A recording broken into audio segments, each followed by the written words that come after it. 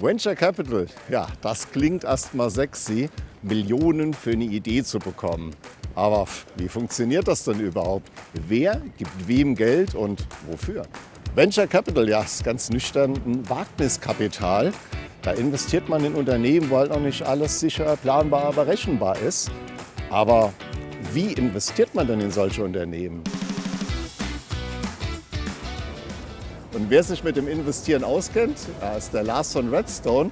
Du bist ein echter Venture Capitalist. Ja, ich habe da immer so Vorurteile im Kopf, immer auf der Jagd nach dem nächsten Einhorn, Millionen in der Tasche dabei. Jetzt kommst du mit der Bahn.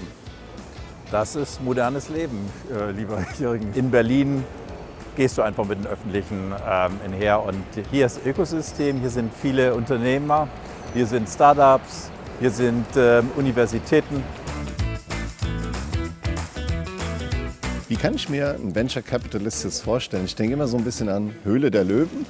Ja, also die Fälle bei der Höhle der Löwen sind eher unterhaltend und das ist eigentlich ein Unterhaltungsformat. Die Grundidee ist aber richtig. Also wie kriege ich eigentlich junge Ideen an den Start mit jungen Gründern, die erfolgshungrig sind und die Welt erobern wollen. Und da sind wir gerne mit dabei. Ja. Wir machen es aber ein bisschen anders. Wir machen das sehr, sehr systematisch, analytisch, gucken uns unzählige Startups an und bewerten die und scoren und ranken die. Also wenn ich die nächste große Hautcreme erfinde, darf ich trotzdem zu dir kommen. Hautcreme würden wir nicht machen, Nee? weil wir gehen sehr stark nach Thesen und diese Thesen, die wir dann haben, die beschäftigen sich mit den großen Herausforderungen der Zukunft. Wie investiert ihr jetzt in Startups? Kommen da Leute vorbei und sagen, wow, wir haben eine tolle Idee und wir hätten jetzt mal ein paar Millionen von dir? Ja, auch.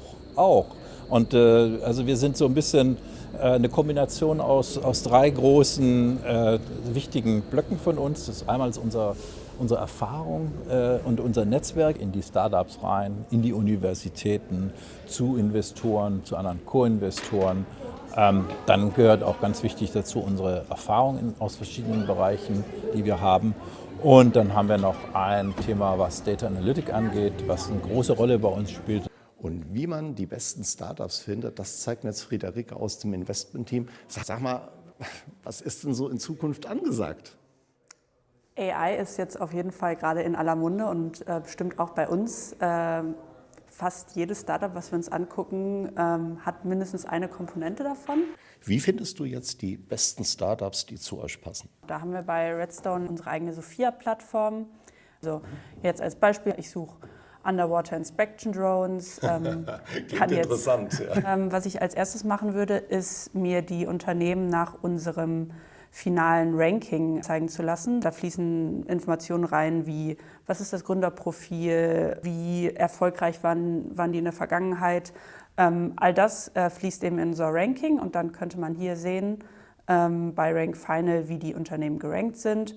Thetis Robotics ist zum Beispiel sogar eine Portfolio-Company von uns. Da freuen wir uns natürlich, wenn wir das so weit oben sehen. Wo kommen jetzt die ganzen Daten aus eurer Plattform her?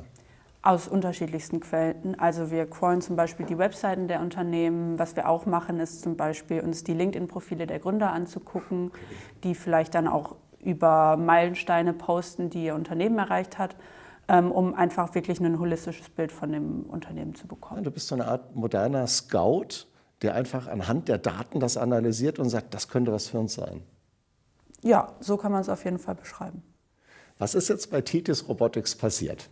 Wenn man jetzt mal reingeht in das Unternehmen, das können wir dann hier über unsere eigene Sophia-Plattform auch machen, können wir eigentlich alles sehen, was passiert ist. Was wir erstmal sehen, ist, dass wir schon sehr viel Kontakt mit dem Unternehmen hatten. Wir sind ja auch schon investiert. Ja. Was man auch sehen kann, ist, wie viel wurde schon investiert oder von wem wurde das alles schon investiert. Und was denkst du persönlich, aus welchem Bereich kommt das nächste Unicorn?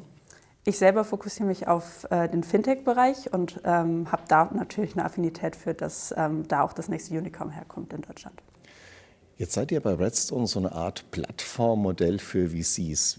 Wie funktioniert das genau? Wir haben 15 Fonds, die wir verwalten mit ungefähr 600 Millionen Euro, die wir in 200 Firmen investiert haben. Welche Themen liegen denn jetzt im Fokus für Europa? Das Thema Industrieproduktion ist wichtig, deswegen haben wir doch auch spezielle Fonds entsprechend aufgesetzt. Das Thema Deep Tech, das glaube ich, das ist überall mit dabei, genauso wie künstliche Intelligenz. Fintech ist ein Thema, was Europa ist, Gesundheit, Pflege, Bildung und als neuestes Thema vielleicht auch noch das Thema Ocean. Das heißt, wie sieht die Zukunft der Meere aus? Wo kommt denn das Geld für die Investitionen her? Bist du selbst investiert?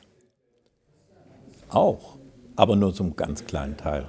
Der Großteil der Gelder, also wir verwalten in der Regel Drittgelder. Das heißt, das sind Pensionsfonds, das sind institutionelle Anleger, also Versicherungen, Banken sind bei uns Investoren. Aber da sind auch Unternehmen dabei, die eine strategische Rendite insbesondere aus den Investments erwarten, genauso wie Family Offices oder entsprechende, wie wir nennen, High Network Individuals, also relativ vermögende Privatpersonen, bis hin zu, und da haben wir jetzt eine neue Anlageklasse eröffnet, bis hin zu den Privatpersonen, die wirklich Zugang zu Venture Capital suchen. Du bist ja Partner bei Redstone.